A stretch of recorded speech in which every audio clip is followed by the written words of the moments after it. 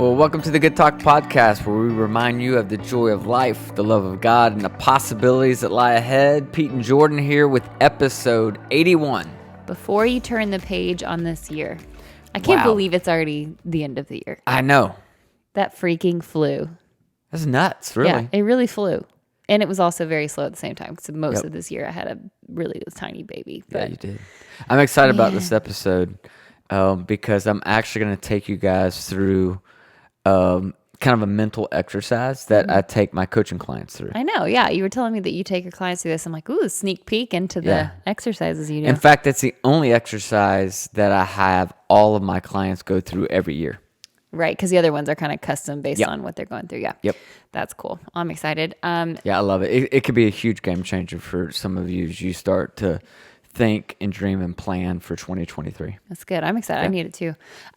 Before the new year, though, it's Christmas. I know. Finally. For those watching on YouTube, they know it's Christmas. They can see. Oh my gosh. Hey, that tree right. I don't know if you can they see the tree? No, but not everyone can see the tree I think they anyway. can see that. Okay, maybe. Yeah. We have a tree for those who aren't watching. Yes.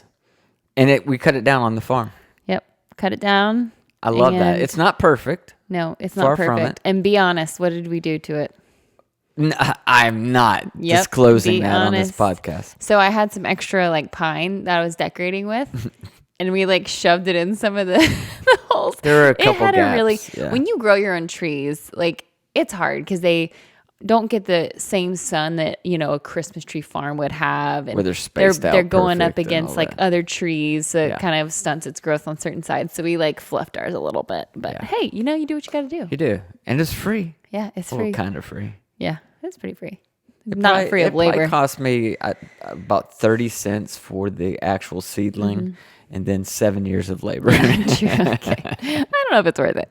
Anyways, Pepper's been so cute this year. Obviously, she still has no idea what's going on. Yeah. She just loves lights, loves Santa. She calls him Ho Ho. Ho Ho? But it's the sweetest. Ho Ho? She goes, Ho Ho. It's always a Ho Ho. Ho It's so Ho. precious. Anyway, super cute. And she got her picture made with Santa, and that She went did. extremely well. Yeah, considering last year she threw up all over Santa. This year she just kind of sat there and didn't smile or cry, which I was fine with. I thought she was going to absolutely lose it, being scared and crying of Santa. But she did great. She just kind of sat there. I've got to post pictures because I haven't done that yet. Ooh, but I want to post it. Can I post it? you can post it. Yes. But anyways, yeah, so that was really cute. Pete's trying to make me do the elf thing, which again is fine. I thought you'd love it because of the arts and crafts that go along with it. The elf comes to kids, and he hasn't come to our house yet because Pepper's so little. Yes. But he's trying to, get Pepper to acknowledge the elf, and she has no idea, and you're still making me do it. So Yeah. Were you winking at me because there's kids of all ages that listen to this podcast? Okay, I got you. Yeah. Anyways, so I am super excited. You just ruined it by calling that out. No, I Anyways, but yeah, I'm just having so much fun this year, and I know it's only going to get better and better and better with Pepper. So I'm just living my full Christmas life with a baby right now. It's so fun. It's pretty fun. Yeah, good stuff. I love it. All right, you want to dive into this? Yeah, I want to hear about the next year stuff. So, I call this the end of the year exercise. That's what I call it with my clients. And again, obviously with a client, this is a little different because we're diving pretty deep into this. I'm just going to kind of give you guys a quick overview and take what you want. I obviously can't personally coach everybody. Yeah. And I often say there's two ways you can work with me: for free, which is this, or a lot of money. Yeah. So we can't take a real deep dive, but I can at least give you an idea of what this exercise is like. And I really encourage everybody to do this because we talk a lot on this podcast, and I talk a lot to my clients about this whole default versus design life. And most people are living a default life. They're just reacting or responding to the events, the circumstances, the people, the opportunities that come up right in front of them. In a default life, it's not a bad life, but it's often a somewhat mediocre life. But there's also this option of a created life or design life where you intentionally seek to create the life that you really want for yourself, for your family. And so if you're going to live a design life, reflecting back on the course of a year is extremely important before you move forward onto the next year. And what I have found, and most of you would probably agree with me if you're listening to this right now, is that over the course of a year, 365 days, life has a way of handing you a lot of lessons over the course of a year. The problem is because of the speed of life that the vast majority of us live at these days, you either completely miss the lessons that are there or you forget them. And so this kind of allows you to not, miss an entire year's worth of lessons and the things that life tends to teach you over the course of a year, Right. which are really important when you're going into the next. So some quick tips before you dive into this, if you choose to dive into this. The first is this: I'd block out at least 2 hours to kind of go through this. I tell my clients, go somewhere interesting if you can. If you live near a beach, go out to the beach, or a park or a hotel or a really nice restaurant, somewhere that's kind of inspiring for you, wherever that might be. Turn off your phone, work through the questions. And the fifth tip or instruction, I think this is the most important, is be prepared for an insight that shifts everything. The mental preparation going in is be prepared for a shift that changes everything. Because listen, if you're reviewing your past year, plus reviewing your present, plus starting to dream about your future, there should be some kind of major insight. And if there's not, you're not digging deep enough. I also kind of like, it feels like you're essentially not manifesting, but you're creating that expectation. It is the expectation. So it's like you're working through it with the expectation that you're going to discover a shift, which may make you more likely to actually find that shift. Absolutely. No doubt about it. No doubt about it. So the first section focuses on the past, okay? Okay. I had to put my reading glasses on, man. sorry. All right. So what I say in the exercise is look back over the past 12 months, review your calendar, review your bank account, review your journal if you keep one, right? And start working through these questions. I'm not going to hit all of them, but I'll hit a vast majority of them. First question is, what are you most proud of personally and professionally? So kind of starting by looking for something positive. So separately, like professionally and personally? Yep. Two What are you different ones? most proud of? Professionally and personally. What was the hardest thing you had to overcome? That's the second question. And what did you learn from it?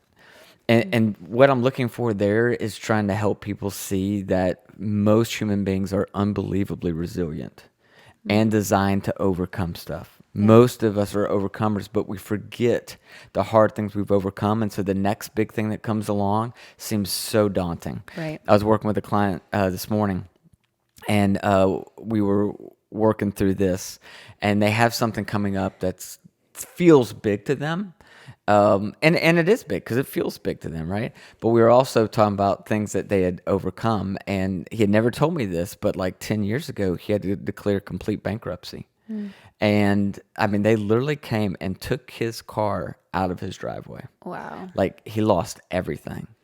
And I'm sitting here as he's talking, I'm like, why have you not told me this before? Like, It's huge. Yeah. you overcame that to get to where you are today. Like, and so when you see, I'm like, dude, you are an overcomer. Like, you really are. Like, you overcame that. Now let's look at what this is that you're facing now, because it's not that it's inconsequential, but it's not near as big as some of the stuff. Right. You've done some hard things in your life. So I think that's a really important question for you to look at. Some others are, what and who energized you the most? What and who are you still tolerating? So like what should be cut probably? Yeah. Essentially. I encourage clients often to look at the people that they're hanging out with, the hobbies that they're engaging in, the tasks that they're doing at work, and anything that gets below a 7 out of a scale of 1 to 10, you're tolerating it. And listen, there's some things you have to I was tolerate gonna say, in life. so tolerating doesn't necessarily mean cutting, Correct. but it's just something that doesn't light you on fire. Right. And it's a surefire way of starting to at least get a little more focus on what are some of the things that you may need to cut out of your life. The more things you have in your life that you're simply tolerating, the less energy you have to chase after the things that you've really been that's good. called and passionate about chasing after. What were 1 to 3 activities or habits that created 80% of your success, happiness, and health? So we're looking for a couple of the top habits that really created a lot of momentum for them. I talk about, or another question is, who were the 3 or 5 people that helped you produce 80% of your results? So think about your clients, your colleagues, your friends, your loved ones. Who are the people that really helped you move the needle in this past year? What were the 1 to 3 activities or habits that created 80% of your problems, unhappiness, or poor physical mental health? Can you think of one activity or habit that created problems for you this I past feel year? like you're telling me No, I'm not. That was not a loaded question. I just thought I'd pause for a second. one habit that was not a positive one, essentially. Is that what Yeah. you're saying? Mm-hmm. Gosh, I should have sent me these questions before. I could have thought That about was it. an easy one for me to answer. When it came down to the what's 1 to 3 activities or habits that create 80% of your problems, unhappiness, or poor physical mental health, social media Yeah. for me. The amount, I'm not saying the whole thing, but the amount of time I spent on it, I think contributed to a large percentage of, for me, poor mental health. Yeah, I don't know that I can say the same. I definitely think I spend too much time on it, but in equal part, it has been the thing that has energized me through giving me like a creative outlet this Yeah. year. So it's hard because I think it's both for me. Yeah. But yeah, I'm sure I have a ton more. I don't know. Yeah, no, that's good. What goals did you not accomplish and what got in the way? I think it's a really important question to Yeah. ask because sometimes what you discover, you set a goal and you get into it and you're pursuing it and you find out that that wasn't something you really wanted, so you just abandon it. Yep. Other times, maybe you hit a little bit of resistance and you bailed on the goal. And looking back, you're like, I shouldn't have bailed on it. That's an important goal for me. I'm going to add that to next year. Yeah. I was just thinking about that this morning actually, because I was just thinking about New Year's resolutions, and we always go somewhere. We go to like a coffee shop or somewhere fun and set goals, and we do it individually through different categories, like financial, physical, mental health, whatever. And I said that I was going to get up every morning. I think I said at 6, so that I was awake a full hour. You did not do that. So, You did okay, it not. wasn't that far off the mark, but I definitely didn't do it intentionally. But I said I'd get up an hour before Pepper so that I had an hour to myself because she gets up at 7, where I would like be able to study or read or clean or whatever, and just to have that time before. But I get up pretty much, 6:45 when Pepper's almost up. So I did not do that. But Do I was, you, yeah, I was do you thinking want to about that. carry that over though to 2023 Yeah, and well, say, I want to do that next Yeah, year? I do. But I said that last year. That's why I'm like, how do I like really make myself do it? And it's just obviously just discipline that I have to get better at with that specifically, because I'm very disciplined when I see like immediate results from something. But if it's something that's kind of wake up early just so that I can potentially read and learn something that inspires me, which I'm sure I know it would, because I did Yeah. this morning and I got up and I read. I was up early. I was creating things for, socials and all that. And I was like, oh, that felt good. Yeah. But again, like, I don't know why sometimes it just takes so much for me to be disciplined and You want a things like tip that. on that will help you for tomorrow? An alarm. Yeah. And set it now. Set it now while you're motivated. If you wait until 10 o'clock tonight to set your alarm, you're going to feel tired and second guess it and be like, Yeah. So you set it now while you're motivated. Okay. I'll do that. Wink, wink. No, well, okay. Okay. I'll move on. This is question number 10 if you're counting. How are you different at the end of this year from 12 months ago? Ooh, yeah. Are we answering these? No, we don't have time. I mean, that's take know. us several hours. I don't know how many Do of you these want to we had. answer that one? No, it's just, I have an answer for that Yeah, one. I think that's an important one because again, we've talked about this before, the whole idea of gap and gain, and most people live in the gap, meaning they're measuring themselves against the ideal, which means no matter how much improvement they get or how many things they accomplish, they always feel like they're in the gap. Measuring yourself in the gain means that you measure yourself backwards from where you were to where you are today. Okay. And so this is a question that can really create a lot of momentum for people who are kind of ending the year feeling down because maybe they didn't hit all their goals, maybe they didn't make as much money as they wanted. Like this helps them kind of get a little more focused on, oh wow, like I did change, I did transform over this past year. Yeah, that's good. 11 was what coincidences, lucky moments, or miracles occurred this year? Miracles. Miracles. Miracles. Sorry, Miracles. everyone. We're from the South. Yes, we are. I'm going to keep moving Miracles. because Okay. we're not going to have time to get to all this. 12 was what is the one thing that you spent money on that provided the most value? Then the next question is how did you waste the most money in this past year? Okay. And then I ended with what are you grateful for? That's good. And then there's another question that I end each one of these sections with, which I think is so important, which is what are your top 1 or 2 insights? So it's like, hey, when you answer those 14 or so questions looking back on 2022, from those responses, what are your top 1 or 2 insights? What are the top 1 or 2 things that kind of jump out at you that are actionable, that we can apply and learn from and apply it to the next year as we go into that? I think an extra step in this would be really interesting if you're married or you have close family or friends, is to ask someone else what difference they've seen in you in this past year. I think that is a really unique insight that sometimes we have a hard time seeing ourselves, or sometimes we have a hard time looking at the answers and gaining an accurate insight, because you still can be harder on yourself than anybody else. I think it'd be interesting, like if I had asked you, what difference have you seen in me in this past year? Yeah. Oh, so you're going back to question 11, to that question? To the one you just said, what are your top Your one or top two 1 or insights? 2 insights. Okay. Yeah. Okay. So like asking someone else what they perceive. Yeah. So they would look at the Yeah. answers to your questions. Yeah, And or kind of just talk say, through you know them. what really jumps out at me is this. Yeah. I like that. And I mean, I think, yeah, also going back to the few questions ago, just in general, how someone has perceived you're different. Yeah, I love that. So again, it's about, you don't want to, a lot of people say, well, I just want to focus on 2023. Why do we need to look back at this past year? But it's so important, right? Your past is not your past if it's still impacting your present. And I think reflecting back on this past year, looking for those lessons, looking for those insights can really better inform you as you move into the next year. Yeah. So we start with that section. That's the past. Then we move into this section that I call the present. And in this section, there's only 4 questions, but they are, what is your zone of genius? What's the thing that you're best at, essentially? Okay. Right? That almost feels effortless to you. What's missing from your life and or business? Number 3, what are you tolerating? Again, if an activity, a person, a habit in your life is, below a 7, then you're tolerating it. Okay. Number 4, what are your top 1 or 3 things on the list that you've been procrastinating on for weeks, months, or even years? Laundry. Oh, yeah. Yep, for sure. No, that's good. Yep. Okay, so that's the present. That's the present, which is probably, like, if you're going to skip a section, that would be the section Okay. to skip, although I wouldn't skip any of it. Of course. And then now, and again, we ask ourselves after that section, what are the top 1 or 2 insights? What are the top 1 or 2 things that kind of jump out at you about the your present?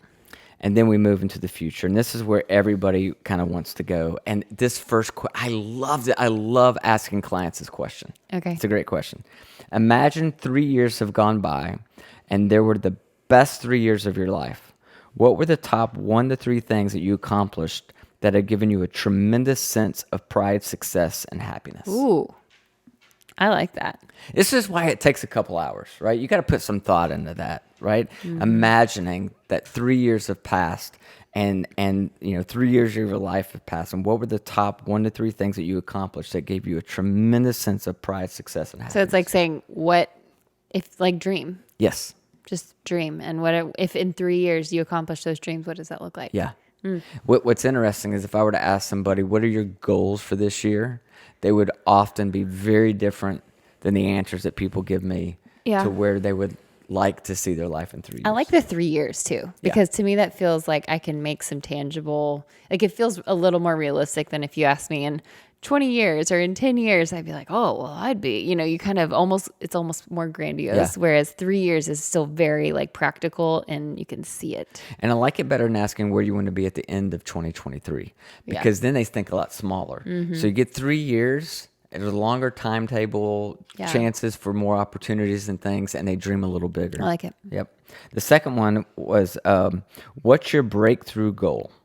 So in other words, if you were only allowed to focus on one goal next year, which goal would you be most likely to ensure that every other goal was accomplished, even if you're not allowed? You see what I'm saying? Like, what's that one big goal that if you can only accomplish one thing next year, what is it that you would want to accomplish?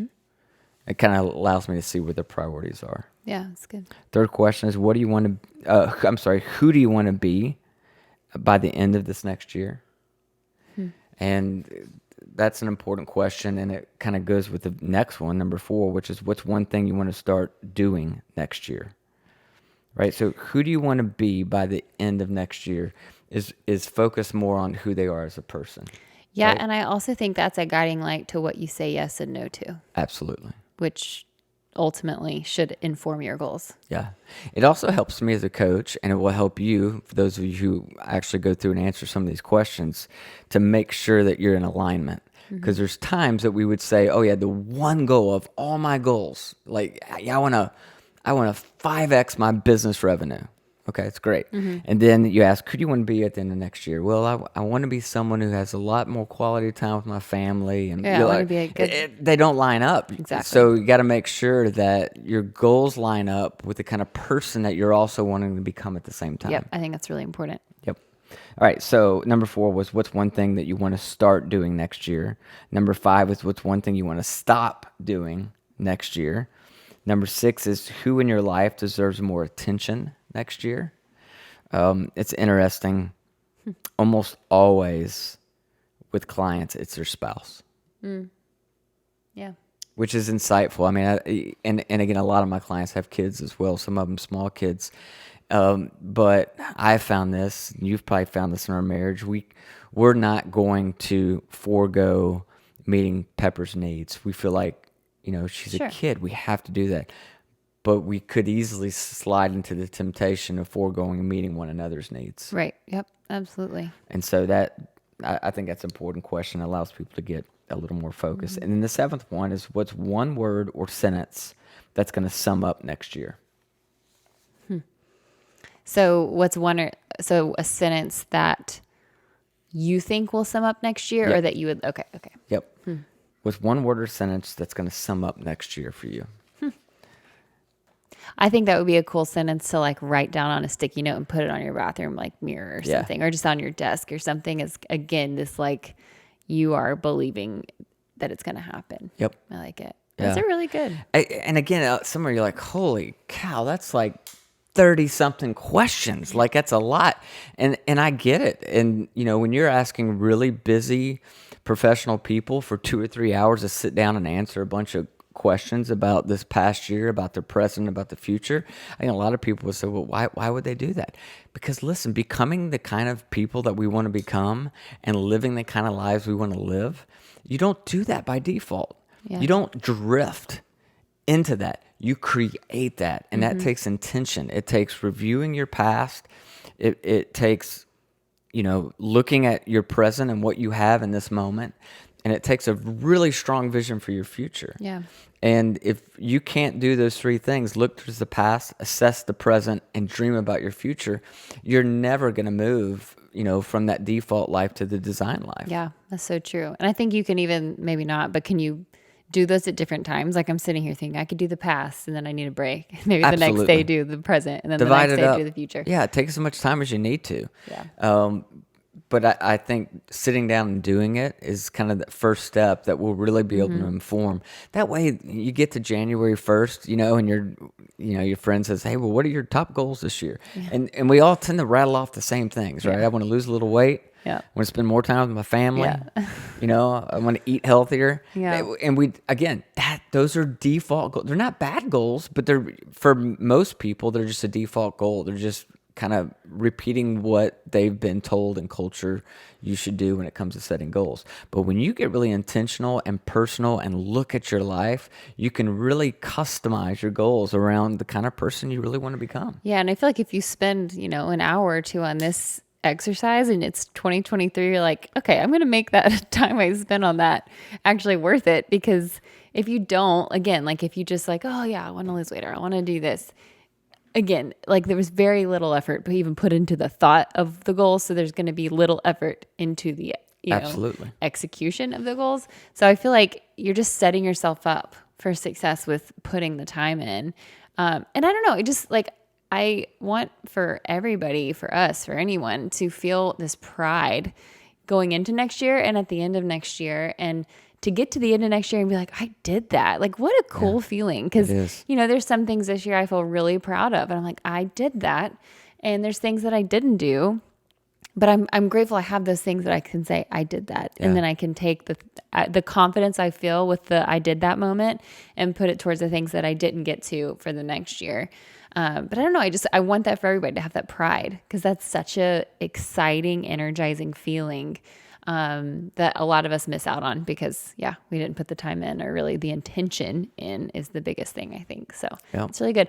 If you're going through this, I have a lot of questions, probably 30 something or more questions. I've done this on podcasts before that had like lists of things like that, and just go through and listen to this, pause it after a question, do it, pause it after the next question, answer it, or you can write them down, or however is easiest for you. But that'd be an easy way to kind of go through this podcast and actually make it actionable, is to listen to it and then pause and get, have your time with the questions and stuff like that. That's really good. Yeah. I hope it's helpful. I hope you'll take the time at the end of this year. Most of you listening to this, you've probably been through a lot in the past year. There have been some really high highs and probably some low lows. There's probably some lessons in there that are obvious to you, and maybe some that you've completely missed or forgotten. And, no matter how you would describe 2022, I promise you there's a lot that you can learn from it if you're just slow down long enough to ask some of these questions, reflect on them, and allow them to inform where you want to go next year. Yeah, that's really good. I love it. Yay. Well, next week we're doing a Christmas episode, so that'll be our last episode before I have no idea what that means Christmas. exactly, but it's going to be Christmassy. Well, it's going to be Christmassy. Like, this was kind of like New Year, like kind of getting you set up for 2023 so you're ready. But since next week's closer to Christmas, we're going to have something that feels a little Christmassy. Is that when we're doing our big giveaway? You get a car and you get a trip. No, but we have to wear Christmas PJs. Not that anyone listening will get the pleasure of seeing that, but I have a onesie that I am pumped to wear. Okay. Okay. Done. Oh, man. Thank you. That was super helpful. I'm actually going to ask you for that printout, and I'm going to do it myself. I'm going to give it to you right now, actually. Okay. I'll set my alarm for tomorrow morning. All right. Thanks, guys. Thanks for listening. I hope you're having an awesome Christmas season. Go do all the things. You're never too old to go like look at the lights and drink hot cocoa and do all the fun things and make it extra special this year. And that was another Good talk.